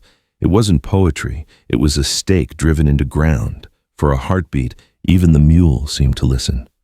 Lily lifted her chin. Me too, she added, because the righteous rarely leave a good sentence alone. The twins nodded together as always, and the town breathed a small, collective exhale that said a thing had landed where it should. The man in the slanted hat looked from face to face and saw no purchase. His gaze skittered over the blacksmith's shoulders, over Mrs. Finch's forearms, dusted with flour and stubbornness over Miguel's easy stance. He saw the bartender step into his doorway, polishing a glass that didn't need polishing, and the schoolmarm, teeth too big, heart larger, standing with her attendance book held like a shield. He saw the sheriff at the far end of the street, one hand on his belt, not rushing because he didn't have to. The sheriff had that look men get when the town is already decided and his badge is only there to write it down. You'd let a girl pick a stranger over her kin, the man hissed. That's the sin here. That's what you'll answer for. We'll answer for who we feed and who we turn away, Mrs. Finch said crisply. Been doing it since I was younger than that child. The boy spat accuracy born of practice. The clump of spit landed near Calder's boot. No one moved. Calder didn't flinch. He'd taught himself long ago that some insults die if you don't feed them your flinch. "You come back with papers?" the man said. Finally, voice gone thin. "Real ones, a judge's hand on them. We'll see if this little show plays as fine in a room with walls. You bring papers the sheriff called down the street. Not unkind, and I'll bring the town. We'll all read together. Loud." The man climbed onto the wagon as if the step had gone higher. He gathered the reins, clucked at the mule, and turned the rig hard enough that a wheel scolded him out loud. The boy stared a second longer at Eva, then looked away first, a small loss that tasted big. They rolled off in a rattle of displeasure. Dust rose, then settled. Sounds bled back into the afternoon, the creak of signboards, the banter of sparrows in the cottonwood, the slow, relieved chuckle of folks who hadn't realized they'd been holding their breath. Tom Hardy lowered his hammer. "I could eat," he announced to the air like a man declaring peace after a battle that had only drawn a drop or two. "So could I," Mrs. Finch said. "Got sweet rolls if anyone's brave enough to say they prefer them to my biscuits. On the house for girls who talk like that one." She pointed her chin at Eva and then grinned because compliments taste better in small doses. Conversations knit themselves. People went back to what they'd pretended to be doing all along. The sheriff tipped his hat and wandered off to check the jail's padlock, like that had been his intention the whole time. Calder stood where he'd stood, slow to move, as if shifting might break a thing you don't get back once it's cracked. He looked at Eva, and if there was pride in his face, it was the quiet kind that doesn't swagger. He seemed older and younger at once, older for what had tried to take him younger, for what had been given back. "You all right?" he asked, voice low enough to keep the question private. Eva swallowed, discovered her mouth was dry as old bread, and laughed softly at the smallness of that problem. "I am," she said. She glanced at Lily, who had returned to her sign with the focus of a general rewriting orders after a skirmish. The twins had drifted toward Miguel, who was showing them the knot that holds a thing without strangling it. "You didn't move," she said to Calder. "I was moving," he said, "just not the kind people see." She considered that, found it true, and filed it, where she kept the other truths that had kept her on her feet. "Thank you," she added, letting the words be simple. He tipped his hat a fraction of a fraction. "You didn't need me to speak," he said. "You had the town." "I didn't know I had the town," she said, and her voice frayed on the edge of it. He nodded toward Mrs. Finch's white apron, toward the blacksmith's hammer, toward the schoolmarm's book. "Sometimes you don't know till it stands up." Lily held up her board. The paint was still wet, letters fat and proud. "Boone House, no blood, all heart." The twins hooted. Miguel clapped. Mrs. Finch dabbed at her eyes and pretended a fly had flown too near. Tom Hardy grunted the way big men do when their softness tries to betray them. "Looks right," Calder said, and took the board as if it were a church font. "We'll hang it when the paint sets. Some words need to dry before the world leans on them." They ate the beans in the yard, with Mrs. Finch's sweet rolls torn in halves and thirds to make enough sweetness go farther than it had a right to. The talk was ordinary on purpose. Miguel told a story about a goat that had taught itself how to open a gate latch. The blacksmith argued with Lily about whether cinnamon belonged on bread or on apples. Calder listened the way a man listens when he understands that noise like this is a rare and delicate animal that doesn't show itself if you crowd it. When evening walked in slow, the neighbors drifted off in twos and threes, leaving behind footprints and a blessing without saying the word. Eva rose to gather bowls and caught sight of a slip of paper propped against the windowsill. The pencil lines pressed hard like the hand that wrote them wasn't used to letters. She recognized the slant. Calder had left it at some quiet hour when nobody was watching. 4 words. "Blood leaves, but heart stays." She read it twice and tucked it into the wooden box where she kept the treasures that weren't worth a cent and worth everything. Later, the twins chased each other under a sky that had remembered how to be kind. Lily practiced saying her name with a flourish and then pretended she hadn't. Calder set a lantern on the porch and tuned it down to a hum. Eva stood at the fence and looked down the road where the wagon had gone and tried to picture the weight that had been lifted. It wasn't a rope cut at the throat. It was a hand unhooked from a shoulder. "You think they'll come back?" she asked without turning. "They might." Calder said, "Men who think they own, you rarely stop because the first door shut." She nodded. "Then we'll be ready." He didn't say what they'd be ready with papers, people prayer all of it. He didn't need to. The day had shown it. They hung Lily's sign the next morning when the paint had dried to the hardness of a decision. Calder held the board while Eva set the nails. The sound of hammer on iron rang out down the lane, a bright note, not a warning, an invitation. If you're coming, come right. When it was done, they stepped back together. The words sat straight and clean above the door. Travelers might not understand it. The town did. The children did. And Eva's bones did, deep down where a person keeps the measure of what's worth keeping. She wiped the last smudge of paint from Lily's cheek with her thumb and turned toward the yard where work was already piling up like blessings. The past was still out there on its rickety wagon, mad and noisy. Let it rattle. She had a house that answered to a new name, a town that had stood up, and a man who knew how to stand still at the right time. Some fights you win with fists, some you win with witnesses, and some you win by saying clear as a bell what you choose and then living like you meant it. They started with what they had, which was mostly splinters and stubbornness. The barn had once been a repository for everything. A ranch didn't have time to throw away cracked plow handles, three-legged stools, coils of wire that remembered better days. Light came through in ragged stripes where the boards had made their own opinions about spacing. Iva stood in the wide doorway with her hands on her hips, squinting into the dust motes as if they were a language she meant to learn. "This is foolish," she said out loud, because honesty was a tool too. "And it's possible." Calder was behind her with a pry bar over his shoulder hat pushed back far enough to show the squint lines at the corners of his eyes. "Foolish and possible is how most worthy things start," he said. "Pick which wall gets convinced first." She pointed left. "That one's listing like a drunk. We brace it. Then we scrape muck burn, what can't be saved. Keep what can." He nodded like a foreman who trusts the plan because the planner showed up and kept showing up.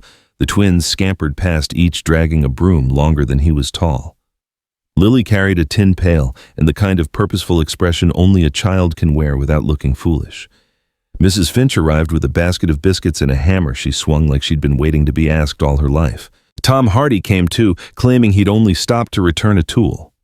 He stayed until sundown, leaving a trail of nails driven true. Miguel leaned on the fence a while, then rolled up his sleeves when leaning proved less satisfying than building. They cleared the midden of years, hauling broken things out into the sun to sort into piles, burn, mend, and might be a desk if turned upside down and fooled with. Dust got into their hair, their mouths, their prayers. Eva tied a kerchief over her nose, coughed, and kept scraping. Calder pried floorboards that had rotted soft and set them aside to be cut into kindling. When the pile of might be something grew taller than the pile of admit defeat, people started grinning without meaning to. Lily found a window pane wrapped in old cloth under a bale and held it up like treasure. "Light," she said, reverent. "We'll need 3 just like it," Eva said, eyeing the east wall. "The morning should pour in like a teacher." Calder tapped the studs, listening the way a physician listens to a chest nodding when a board thumped back healthy. "We can scavenge glass from the burned place west of town," he said. "Edges'll be rough. We'll sand them kinder." By noon, the barn smell had changed from old animal and rain rot to resin and heat, the scent of boards warming under a sun that didn't mind being called into service. Eva pulled the wide doors off their hinges and set them on sawhorses. With a plane and patience, she worked them until the splinters lay down and the grain showed itself like a map. The twins discovered that planing is a kind of music if you listen right. They hummed to it until Mrs. Finch bribed them into silence with biscuits. Why a school, Miguel asked during a water break, not as a challenge, but so he could tell it right when he repeated it later. Eva straightened, pushed hair off her forehead with the back of her wrist, and glanced toward the house where the sign, "Boone House, no blood, all heart," sat new and proud. "Because names are seeds," she said. "Kids here are planted and never called by theirs. They get hey you and boy and girl. I want them to answer to themselves. Letters help with that. So do numbers. So does a room that says you belong when you walk in." Miguel nodded like she'd handed him a tool he'd needed without knowing its name. "Fair," he said. They framed the windows and cut the openings with a saw, whose teeth sang and complained in turns. The glass they found at the old West place was smoky and bubbled, but when Calder set the panes into the putty and tapped the points just so the barn learned a new trick, it gathered mourning and laid it in gentle squares across the floor. All the flaws turning the light into a kindness. The floor itself was patchwork new planks, where there had been rot, old planks scrubbed until the grain stood up like stripes. Eva counted boards not because counting did anything except settle her breath, and sometimes that's enough. She laid rag rugs where the worst gaps had been salvaged from Mrs. Finch's closet and lashed together with thread from the Reverend's long-suffering wife. Desks came next if you were generous with the definition. Tom Hardy cut a split tabletop from a door that had outlived its right to hang. The twins sanded the edges until splinters lost their nerve. Lily found a crate, turned it on its side, and declared it a bookcase. Books, she chirped, because children are born expecting the world to have what they need. The Reverend arrived with a satchel of primers and slates and a grin that made his face look like a lantern. "The Lord provides," he said, and no one argued because sometimes folks and the Lord work the same hours. Eva painted a wall black with stove polish until her arms shook, then ran chalk across it and watched white letters pop like stars. She wrote "name" in a steady hand she barely recognized as her own, firmer, more certain the handwriting of a woman who'd memorized herself. She set a fat piece of chalk on the sill and let her palm rest on the word as if absorbing its heat. Calder built a small platform, 2 boards high, sturdy, not enough to make a person fall if they stumbled. "For your feet," he said, "because a teacher's voice has to travel, and so do her bones." She climbed the platform, faced the room, and felt something settle where fear had lived. It wasn't that she felt ready. It was that she felt required, which is a better engine. They hung the bell from a crossbeam outside a found thing that had once belonged to a ship and now belonged to morning. The twins argued over who would ring it and nearly knocked each other off the rail. Calder solved the dispute by giving the rope to Lily, who rang it once with the comically serious frown of a person calling a country to its feet. The first day, the barn opened its mouth as a school only 6 children came. Word travels fast in towns, but trust travels on foot. They shuffled in slow, 2 from the South Wash with hair cut ragged. One girl with a dress 3 sizes too small and eyes 3 sizes too big. A boy who wouldn't let go of his sister's sleeve. Eva smiled and did not reach. She had learned the trick of making space big enough for a frightened thing to enter and small enough for it not to feel lost. "We're going to start with names," she said, voice soft but carrying. "Say yours to the room. If your mouth won't do it yet, nod it to me, and I'll say it for you till your mouth learns." The ragged-haired boy looked at the floor. Eva walked to him, dropped to a knee to make the world shorter, and said, "I'm Eva." She waited. He looked up through lashes clumped with dust. "Tomas," he whispered. "Tomas," she repeated like she was returning a coin he'd lost, and his mouth surprised itself by smiling. They spent the morning arguing with letters until letters gave up and came along. Chalk dust drew white smudges on small noses and a black smear on Eva's cheek that Calder did not mention, because love and respect both know when silence is the better grace. At noon, Mrs. Finch appeared with biscuits. Tom Hardy deposited a bucket of apples that had seen better months but would make fine sauce. The Reverend stood in the doorway and listened to the murmur with eyes that watered, which he blamed on the dust, and no one corrected him. In the afternoons, they counted, not just numbers, but goats' fence posts, the ways to split a day so it didn't swallow you. Eva taught them to line beans in a row and then split the row into blocks, and then tell her how many a person could spare and still go to bed ashamed of nothing. She wrote 1 + 1 on the board and then wrote Lily plus twins and then asked the class what that made. "Home," the small dress girl said so soft it was almost a prayer. Eva let the word hang up there with the numbers because some math lives in the bones. Calder fixed what broke. He made chairs from 2 crippled ones and a handful of humility. He weather-stripped the wide doors so winter couldn't walk in without knocking. He built a stove box out of tin and hope and set the pipe through the roof and sealed it with pitch so smoke would rise straight instead of arguing its way through the rafters. He replaced the latch on the back door with one a child could work in a hurry and a stranger could not without help.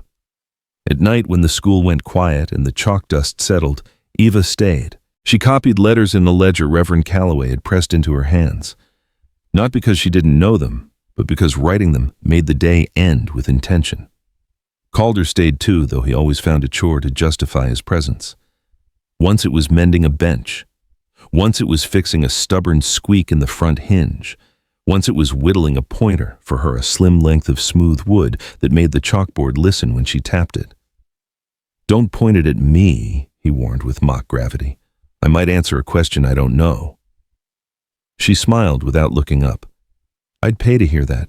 More children came, word of mouth doing its work the way water does, quietly and persistently. A shy boy from the far north spread a girl with a temper and a curl that wouldn't stay 2 cousins who teased each other like it was a job that came with pay. They arrived with hands calloused from chores and eyes wary of rooms. They left each day with their names sitting a fraction higher on their tongues. Eva's rules were simple and hard. You said your name when you entered and again when you left. You sat so your back found a straight it could keep. You told the truth about what you didn't know and didn't mock what someone else didn't know yet. If you forgot any of that, you were reminded with kindness, first firmness, if kindness didn't take. When a boy called a girl, hey, the whole room went quiet until he said her name, and when he did something eased in the air like a knot untied without anyone losing rope. On Thursdays, she taught them things that weren't in primers, how to read a cloud for rain or sorrow, how to tell the difference between a person who was teasing and one who was taking, how to hold a crying baby without losing yourself to its flood. She showed them how to write a letter to someone who might never read it, because the writing itself can be a door. Calder came in at the end of lessons with wood shavings in his hair and a splinter in his palm he never noticed. He listened from the back like the land learning a new name for itself. Once he stood beside her at the chalkboard while she drew a crude map of the territory. He added the low breaks where cattle could drift if someone wasn't watching and marked the only stand of shade for 10 miles with an X. The children leaned forward, rapt. Geography made sense when it came with the way the sun hit a man's neck at noon. In late autumn, wind found all the places they'd failed to seal and the door rattled like a cough.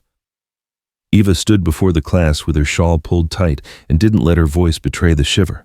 The stove held thanks to Calder and a blessing no one would name, and small hands held slates over fingers to warm them between letters. Mrs. Finch taught them a hymn that sounded like a lullaby you can sing standing up. When the first snow threatened in the hills and the cottonwoods went bone white and resigned, Calder carried a plank from the shed, sanded it smooth as a promise, and set it on sawhorses where the light caught it. He carved alone that night the way some men pray. Eva found him there near dawn, curls of cedar at his feet, the smell of resin, a comfort. He stepped back as she stepped in. The letters stood clean and deep shadows pooled in their troughs. Boone School, a place where everyone has a name. She ran her fingers over the words, the grooves fitting like something made to be held. Her throat closed on her, and she didn't fight it. He handed her the brush and the small pot of oil, and together they fed the wood until it shone the grain, darkening the letters, turning black as ink. They hung the sign in the morning, with the whole town watching, though no one said they had planned to. The twins held the ladder like a ceremony. Tom Hardy steadied the base. Miguel stood ready to catch either sign or man, if balance went rogue. Mrs. Finch wiped her eyes with the heel of her hand and scolded herself halfway through for being oversalted. Reverend Calloway led a prayer so short even the wiggliest child couldn't object. Eva set the last nail. The hammer's ring traveled down the lane and came back changed prouder, maybe like sound wearing its Sunday best. She climbed down and stood beside Calder. They were flecked with oil and dust and purpose. The children craned necks to read. Some mouthed the words. Some didn't need to. They knew the meaning without letters. Lily tugged Eva's sleeve.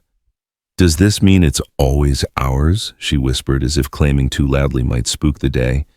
"It means it's ours as long as we keep showing up," Eva said. "Names need tending, same as gardens." Calder cleared his throat softly, the way he did when he wanted to turn a moment into memory without frightening it. "Bells," he said, nodding toward the rope. "Think it's time." Lily rang it with both hands, one pull for each letter in her name, just because she liked the symmetry. The sound went out over Dust River into kitchens and fields and hearts. Men paused with hammers lifted. Women stopped with hands in dough. Someone down by the wash looked up and decided to head toward the sound. The bell told the truth. Something had been made that would keep. Classes began again under the new sign, and if the room felt different, it was because the words on the door had done their work. Children entered straighter, said their names without apology, took their seats like their bodies had learned the outline of belonging. When they erased their slates at day's end, the chalk smoke rose like incense. That night when the lantern burned low and the barn had returned to its resting hush, Eva stood in the doorway and watched the sign take the moon. Calder came up behind her, not close enough to crowd close enough to be counted. "You built a thing," he said softly. "We built it," she answered, not out of manners, but because it was true. He didn't argue. He stood with his hands in his pockets so he wouldn't touch the sign before it dried and ruin what was perfect. They listened to the wind test the edges and find no purchase. From the house came the sound of Lily practicing the day's hymn and the twins disputing whether numbers can be odd and kind at once. The stove ticked and settled. The horses shifted and let out breath in soft questions. "Tomorrow," Eva said. "Tomorrow," Calder echoed. and for once the word didn't feel like a dare. It felt like a door already opened with light inside and a row of names waiting to be learned. The first cold snap came down from the hills like a polite warning. It iced the pump handle at dawn and turned the breath of the horses into little ghosts. Eva was at the chalkboard, early lantern pushed to the side so the light fell long across the slate. She drew the morning's first line like a prayer and wiped it away with the heel of her hand to prove a person could start again and again and not wear the board thin. Calder came in quiet door, easing shut behind him so it didn't argue. He had the look he wore when something big sat in his pocket, and he wasn't sure yet whether to set it on the table or carry it one more loop around the yard. He took off his hat, dusted the rim with 2 fingers, and hung it on the peg Lily had declared his forever. Early, he said. Habit, she answered. There's comfort in being the first one to wake up a room. He nodded. He'd seen her do it 100 days now. His hands went into his coat, then came out with a folded paper that looked like it had been carried to a dozen decisions and back. He set it on the teacher's desk, a plain thing with one drawer that stuck at bad moments and behaved at good ones. What's that, she asked, though she knew paper carried only a couple of kinds of trouble in this part of the world, and sometimes a mercy if you were lucky. A chance, he said. His voice had the steady of fence posts set right. Or a door, if you prefer it said that way. She kept one palm on the chalkboard ledge and looked at him. He didn't fidget now that the thing had been set down. Calder had never been a man to sell his own surprise. He eased the paper open. It was an application the kind a county clerk could approve with a good pen and a quiet day. Lines for names, lines for dates, lines for witnesses who could say they saw 2 people do a brave thing without spectacles or prompting. He'd filled some of it in his name in the box where it should be written in that deliberate square hand he used when he wanted letters to mind. The line for the bride's name waited clean and open as fresh snow. He slid it toward her without pushing it into her hands. At the bottom, in the white space, no one expected a sentence to live, he'd written. She can choose to carry my name, but I've carried her for a long time already. Heat climbed her throat and settled in her ears. She looked down at the words at the impression of pencil pressed hard enough to make grooves. She looked up and found him watching not her face, but her breath, how it changed the way she held herself like a man checking weather in his bones. This place, he said, voice roughening from the truth of it, is yours whether you sign or not. The school's yours. That porch, that table, the way folks say your name when they come up the lane. I don't need a paper to keep showing up, Eva. I need the paper so other men will quit asking questions that don't belong to them. She didn't smile. She didn't cry. She took a breath that felt like stepping onto a bridge and not hearing a creak. Calder, she said, and the name itself did some of the work for her. You don't press a wound to see if it's healing. You taught me that. I did, he said. And I've kept my hands off what didn't need my hands. His gaze flicked to the chalkboard, to the ghost of letters that always clung there, no matter how clean you wiped. But sometimes a scar wants a ring around it, not to hide it, to say, look, this is part of the story and we bless it. The door creaked. A draft came through and brought the smell of cold and horses. She thought of winter coming and the way a name on a door kept the wind honest. She thought of how the town had stood up when asked, and how the blacksmith and Mrs. Finch had said ours and meant it. She thought of Lily, who had named herself Sure, and then never wavered once from the telling. May I? She asked, and he stepped back from the desk like a man making room for a stronger hand to take the reins. She lifted the paper and carried it to the chalkboard instead of to the table where a person would normally do a formal thing. She set it on the ledge, as if the board could steady it. Chalk weighted near her right hand. For once, she said half to herself, let it be my way. It's been your way a good while now, he said, but quiet because moments know when to be crowded and when not. She took up the chalk. The class would be here in an hour, tumbling in with boots clapping and voices insisting. For now, the barn felt like a chapel someone had accidentally put good work into. She wrote her first name where it always went, EVA. The letters stood clean every stroke she'd made 100 mornings, owned now down to the bones. She hesitated at the space where once upon a life a dead word had sat heavy. Then she wrote, Boone slow, like carrying a sleeping child so you didn't wake it too sharp. EVA space, BOON. The chalk squeaked once, then behaved. She stepped back. The words didn't look like someone else's. They fit the board like the board had been waiting. She set the chalk down without dramatics and turned to Calder. He wasn't smiling. He wasn't crying. He had that far-seeing look like the land after rain checking itself for new green. "Eva Boone," she said, as if introducing the two of them to each other proper. "Eva Boone." He echoed the way a man repeats a trail marker he'd trusted and found true. She returned to the desk. The paper, so official, so foolish in its ways, blinked up at her. She took the pencil and wrote the letters in their boxes. Not because she needed them to belong, because she wanted the record to agree with what the day had already decided. Her hand didn't shake. He let out the breath he'd been holding so carefully she hadn't seen it until it left.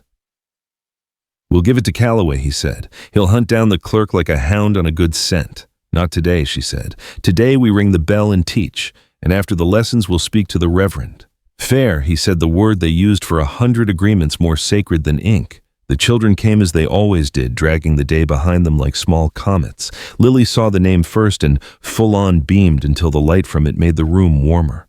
The twins whooped once and then tried to contain it because they were older now and very nearly responsible. The lesson went long because every hand wanted to try writing Boone next to their own, even the ones who had names they'd been born wanting. A girl wrote Mary plus name and then Mary plus me, and everyone understood what she meant. After, when the room had emptied of its clatter and smell of biscuits and chalk, Reverend Calloway arrived through the cold with his hat in both hands. They gave him the paper. He read it silently and then aloud like scripture. "She can choose to carry my name, but I've carried her for a long time already." He did not pretend not to wipe his eye. "I've got a pine arch I use for weddings. So homely it's handsome," he said. "It'll look right here under heaven." "Sunday?" he asked, not pressing, not pitching it like a sail. "Sunday," Eva said, because she liked the word better in her mouth now, and because she had learned that not every yes has to fight its way through brambles. Dust River woke to blue sky and clean wind on the morning they stood under the arch. The town came the way towns do, as if they'd all remembered the same thing at the same time. Miguel, with a ribbon for the fence posts. Mrs. Finch, with a cake glossier than a pond in June. Tom Hardy, with a grin big enough to fence in the horizon. The schoolmarm, with a bouquet that didn't match but somehow worked. The sheriff, with his hat, brushed like it had someplace important to be. They set the arch by the barn where the ground sits a little higher and the wind slides around in a kind way. Kids tucked scraps of color into it, dandelions fooled into blooming by the sun. Clover-pale stalks of prairie grass tied in bundles. Someone strung lanterns from the cottonwood and lit them just to be excessive in the best sense. The sign above the school door, a place where everyone has a name, looked down as if pleased to be included. Calder waited under the arch, not fidgeting, not grand. He'd shaved, which took nothing from his handsomeness, and added nothing, just made him look like a man who took care. He wore his best shirt, which was simply his cleanest shirt, and boots he'd rubbed with oil until they held a shine like a secret. His eyes looked for one person and didn't find her until the moment they needed to. Eva came without veil or fuss. Her dress had been coaxed into being by the hands of 3 women who had mended more heartbreak than cloth, and it sat right on her shoulders, without apology. She wore her mother's old ribbon at the end of her braid, not to bless the woman who'd given it, but to bless the girl who'd survived her. Memory can be used as a handle to carry a better thing. Lily walked at her side solemn for exactly 30 seconds, then skipped because joy refused to be told how to behave. The twins were behind shirts tucked with great seriousness and hair slicked with too much water. The Reverend didn't drag them through language they hadn't asked for. He cleared his throat, smiled at the sky like it was an old friend, and said, "Before God and your neighbors, you're promising to show up. That's the whole of it." He looked to Calder. Son Calder took Eva's hands. The work in them met the work in his. "I can't promise rain," he said, the ghost of a grin at the corner of his mouth, "but I can promise roofs. I can promise fence lines, true as my word. I can promise to set a plate and add a chair when the Lord sends another soul to be kept. I can promise to let your name be your own and keep mine beside it so you can lay your head on either when the day's been mean." There were sounds in the crowd, Mrs. Finch making an involuntary noise like a kettle starting, Tom Hardy pretending to cough when his throat betrayed him. The schoolmarm took off her spectacles to clean lenses that did not need it. The Reverend nodded at Eva. "And you?" She looked up at Calder and saw him for what he had been in every season, a man who did not flinch, did not pry, did not put out a hand to steady a person who had said they could stand. "I promised to keep the fire," she said. to wake the room when it forgets itself, to speak your name like a good bread, thick and nourishing, to carry the weight that belongs to me and let you carry what's yours without wrestling it out of your hands, to stand with you when the past rattles the gate and say together we already chose. A hush fell that was not empty. It was full as a barn in harvest. Reverend Calloway lifted his hands like he was blessing bread, which in a way he was. "All right then," he said simply. "You're married." No one cheered for a heartbeat, and then they did all at once a sound that made the birds lift and circle to see who had remembered how to live. The sheriff whooped and cut it short because sheriffs are not allowed to whoop long. "Mrs. Finch cried and then declared her icing ruined and didn't mean it. Miguel played a tune on a mouth harp. Half the town hadn't known he carried, and it sounded exactly like wind through grass, if the wind had gone and learned a melody. There was no kiss for spectacle. There was a leaning in and a joining of foreheads, and a small laugh that came up from both of them at the same time, glad and relieved and almost disbelieving. For a second, the years they hadn't had yet laid themselves like a road in front of them, and neither of them was afraid to take a step. They ate in the yard, beans dressed up with onions and spice bread broken, and passed until no one could remember who had torn the first piece. Children ran as if the world had been built for legs. The bell was rung twice by accident, and once on purpose, and nobody told it to hush. The sign over the house door. "Boone House, no blood, all heart," caught the light and threw it back like a blessing someone had carved and meant. Near dusk, Calder led Eva inside the school quiet as it emptied of guests and laughter. He had a cedar plank in his hand and a little sack of nails. On the plank he'd carved with that careful hand Boone family. Under it in smaller letters, "No blood, all heart." He held it up. "Door," he asked, "or do we hang it where the children can reach and smudge it with their fingers until the oil from their days makes it shine?" "Where they can reach," she said. "Let it gather prints." They set it just inside the threshold. The twins pressed their hands in paint yellow and blue and slapped the plank like it was a solemn oath. Lily's print went in the middle, small and fierce. Mrs. Finch, catching them at it, declared it the only proper kind of mischief for holy days. When night finally laid its blue hand over Dust River, the lanterns were turned low. The neighbors went home with full stomachs and lighter backs. The Reverend handed the signed paper to the sheriff to put in the safe so the mice don't get religion and chew it. Tom Hardy promised to check the hinges tomorrow because men like Tom Hardy are only happy if there is something to set right. Eva and Calder stood on the porch and watched the dark fill in between the fence posts. He reached for the poker and then didn't because the fire inside would be tended by other hands now too, and a man can learn to share his favorite job. She leaned her shoulder into his, not for balance, just because sharing space is its own language. "You all right?" he asked as he always did. "I'm home," she said, and that was not an answer she'd had for a long time. Inside, the schoolroom smelled like chalk and cedar oil.